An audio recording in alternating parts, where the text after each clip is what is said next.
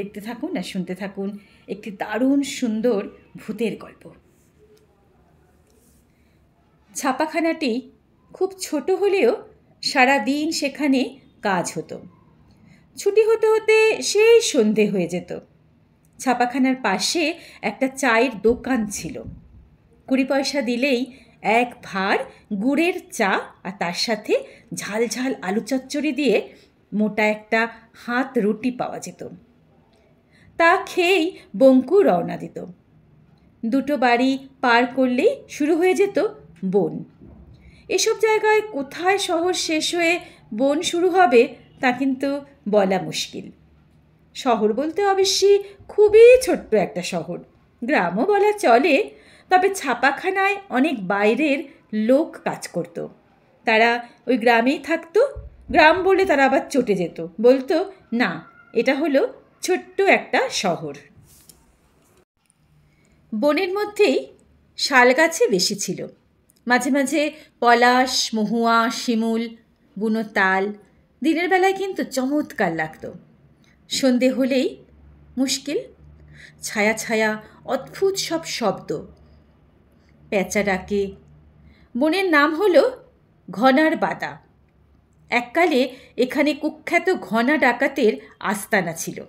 সে প্রায় 100 বছর আগেকার কথা। তখন কি দিনে কি রাতে দরকার না হলে কেউ এই বনের ভেতর আসত না। দিনের বেলা শুধু মধু আর আঠা নিতে গ্রামের লোকরা এখানে এলেও রাতের বেলা কিন্তু কেউই এখানে আসে না। ঘনা নাকি এখনও ডাকাতি ছাড়েনি। অনেকে নাকি দূর থেকে তাকে দেখে ভয়ের চোটে একেবারে চোঁচা দৌড় দেয়। বঙ্কুর নাইট স্কুলটা বনের ওপারে। লেখাপড়া শিখতে হলে কষ্ট তো একটু করতেই হয়। তার বাবার ডান পা কাটা গেছে। পেনশন যা পায় তাতে ওদের ঠিক করে চলে না। তাই বঙ্কুকে ওদের হাই স্কুল ছেড়ে এই নাইট স্কুলে পড়তে যেতে হয়। অন্যদিন সঙ্গে অবশ্য লক্ষা থাকে। 2 বন্ধু একসঙ্গে থাকলে ওদের আর ভয় করে না। ওর বন্ধু লক্ষাও ওর সাথে ছাপাখানায় কাজ করে। আর ঘনা ডাকাত এখনও যে একা, তাই সে লোক খোঁজে। তখনও আলো ছিল, হয়তো 6টা বেজেছিল। শালগাছের ছায়া লম্বা হয়ে পড়েছিল। পাখি ডাকছিল। ঝোপে ঝাড়ে খুসখুস খড়কড় শব্দ। বঙ্কু 8 ঘন্টার মধ্যে বন পার হয়ে যায়। বন বিভাগের আপিসের গায়ে লাগা নাইট স্কুলে সে পৌঁছে যায়। বঙ্কুর বয়স এখন 14, আর 3 বছরে হায়ার সেকেন্ডারি পাশ করে ছাপাখানার কাজ শেখার স্কুলে ভর্তি হবে। পরীক্ষার জন্য তৈরি হবে। আবার রোজ 5 ঘন্টা কাজ করার জন্য মাইনেও পাবে। আরও 3 বছর পরে পাশ করে বেরুলে সরকারি কাজ পেয়ে যাবে। মা বাবা সেই আশাতেই আছেন। ছোট বোন নুটুও বলে, দাদা, আমাকে কিন্তু তুই বড় হয়ে পুতুল কিনে দিবি। তাই বঙ্কু মন দিয়ে পড়ে। পড়তে পড়তে ভাবে এরপর আবার বন পার হতে হবে, তাও আবার আজকে একা। একসময় ছুটি হলো, তখন রাত 9টা। বঙ্কু আজ একা। বনের পথ ধরল। সঙ্গে আলো ছিল না। টর্চের যে বড্ড দাম।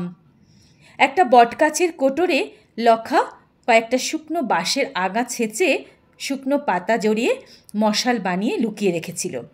বঙ্কু তার থেকেই একটা বার করে শহরের শেষ পান বিড়ির দোকান থেকে সেই মশালটা ধরিয়ে নিল। জগাদা বলল, একা যাচ্ছিস নাকি? আজ আবার অমাবস্যা। লক্ষা কোথায়? লক্ষার যে জ্বর জগাদা। জগাদা বলল, আজ না হয় আমার এখানেই 4টি খেয়ে দিয়ে শুয়ে পড়, কাল সকালে বাড়ি যাস। বঙ্কু বলল, মা বাবা চিন্তা করবে জগাদা। অতএব মশাল ধরিয়ে বঙ্কু রওনা হলো। মশালের আলোতে মনে হচ্ছিল গাছের ছায়াগুলো যেন নড়ছে, চড়ছে, কথা বলছে। বঙ্কু তাড়াতাড়ি এগোতে লাগলো। হঠাৎ সে শুনল একটা ছোট্ট ছেলের কান্না।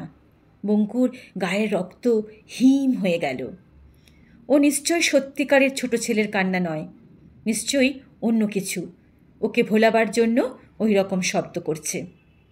কোনো দিকে না তাকিয়ে আরও কিছুটা এগিয়ে গেল সে, কিন্তু ছোট ছেলেটার কান্না থামল না। মাঝে মাঝে চেঁচিয়ে ওঠে, আবার ফোঁপাতে থাকে, ঠিক তার ছোট বোন নুটু যেইভাবে কাঁদে ঠিক সেইভাবে। বঙ্কু মশাল নিয়ে চারিদিকে খুঁজতে লাগলো কান্নার শব্দ কোথা থেকে আসছে। জায়গাটা বড্ড ঘুপসি, তার মধ্যে বেদেরা খরগোশ ধরার ফাঁদ পেতে রেখেছিল। তার মধ্যে গোটা 2 খরগোশ পড়েছিল আর একটা ছোট বাচ্চা ছেলে। কাঠুরেদের ছেলে হবে হয়তো। জায়গাটা ভালো না, এখান থেকে কিন্তু তাড়াতাড়ি চলে যাওয়াই ভালো। কিন্তু ছেলেটার মুখে আলো পড়তেই বঙ্কু দেখল তার চোখের কোণে জল, ঠোঁট কাঁপছে। হয়তো বছর 3 বয়স হবে। বঙ্কু তার পাশে হাঁটু গেড়ে বসে পড়ল। ফাঁদের কাটা কাটা দাঁতগুলো বাচ্চাটার পায়ে একেবারে কামড়ে ধরেছিল। হঠাৎ কানের কাছে ফোঁস শব্দ শুনে বঙ্কু চেয়ে দেখে কুচকুচে কালো একটা লোক, কপালে একটা কাটা দাগ, লাল লাল চোখ, উঁচু উঁচু দাঁত, বিকট চেহারা। কিন্তু লোকটা নরম গলায় বলল, টেনে খুলো না বাপু, তাহলে পা কাটা যাবে। দাঁতের ফাঁকে পাথরটা গোজো। মশালটা পাথরে ঠেস দিয়ে ছোট্ট একটা অসমান ঢিল নিয়ে আস্তে আস্তে ফাঁদের দাঁতের ফাঁকে গুজে দিতেই ফাঁদের হাঁ বড় হলো। বঙ্কু ছেলেটার পা টেনে বার করে নিয়ে আসলো। তারপর দেখল ছেলেটা নেতিয়ে পড়ল। বঙ্কু তখন খুব ভয় পেয়ে গেল, তার হাত পা একেবারে অসাড় হয়ে পড়ল। কালো বিকট লোকটা বলল, না না, কিছু হয়নি, ব্যথার চোটে অজ্ঞান হয়ে গেছে। ওই যে দেখো, তোমার ডান হাতের সামনে ছোট ছোট পাতা দেখছো না, ওর থেকে খানিকটা পাথরে ঘষে ওর ব্যথার জায়গায় লাগিয়ে দাও, দেখতে দেখতে ঘা সেরে যাবে। বঙ্কু তাই করল। তারপরে ছেলেটাকে কোলে করে উঠতেই লোকটা বলল, আমার পাটা কেউ বাঁচায়নি গো, আঙ্গুলগুলো সব কাটা পড়েছিল। ওর পায়ের দিকে তাকাতেই বঙ্কু শিউরে উঠল। ডান পায়ে লোকটার একটাও আঙ্গুল নেই। এমন সময় দূরে মশালের আলো দেখা গেল। নাকু, হারে নাকু, নাকুরে! সঙ্গে সঙ্গে বিকট চেহারার লোকটা কোথায় যেন সরে পড়ল। ছেলেটাকে খুঁজতে এসেছে বোধহয় ওর গায়ের লোকেরা। পাগলের মতো উদ্ভ্রান্ত চেহারার এক ভদ্রমহিলা, বোধহয় বাচ্চাটার মা, বঙ্কুর কোল থেকে বাচ্চাটাকে ছিনিয়ে নিল।